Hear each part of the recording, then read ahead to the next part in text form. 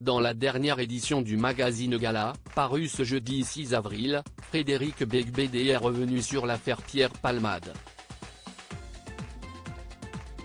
Ancien accro à la cocaïne, l'écrivain refuse d'enfoncer l'humoriste.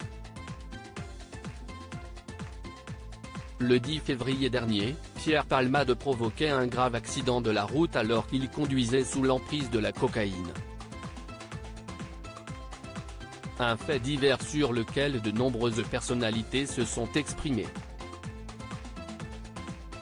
Si Julien Courbet, dont le père a été tué par un chauffard alcoolisé, a affirmé que le comportement de l'humoriste était inadmissible et impardonnable, d'autres comme Julien Lepé ont dénoncé le lynchage médiatique autour de cette affaire.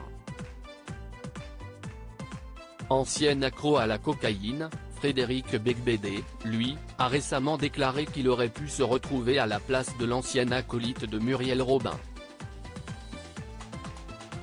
Même si ce qui est arrivé à Palmade est plus, à mon avis, lié à d'autres drogues nouvelles, comme la 3-MNC, dont je parle aussi, mais que je n'aille jamais essayé, a-t-il dit au micro de France Inter.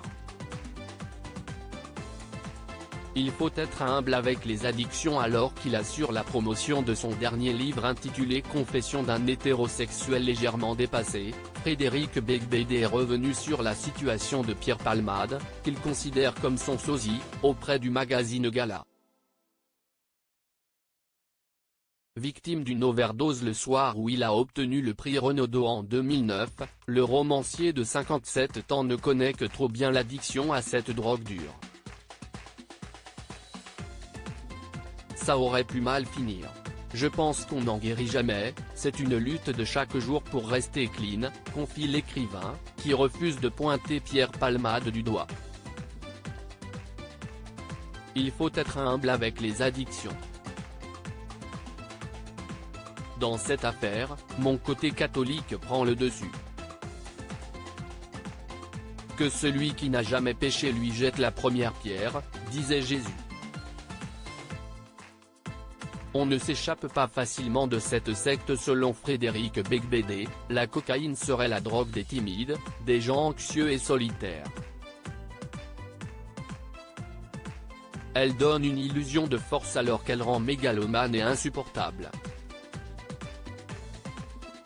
Mais on ne s'échappe pas facilement de cette secte, explique cet ancien cynique solitaire qui a désormais besoin de chaleur humaine. Une métamorphose qu'il doit à sa femme Lara Micheli, qu'il a épousée en 2014 et avec qui il est devenu l'heureux papa d'une fille et d'un garçon prénommés Ona et Léonard. Avec elle, j'ai une vie plus équilibrée et heureuse, elle me maintient les pieds sur terre. En se foutant de ma gueule. Aucun mariage ne peut durer sans humour. J'ai besoin de structure, sinon la vie est un chaos. À lire aussi Affaire Pierre Palmade.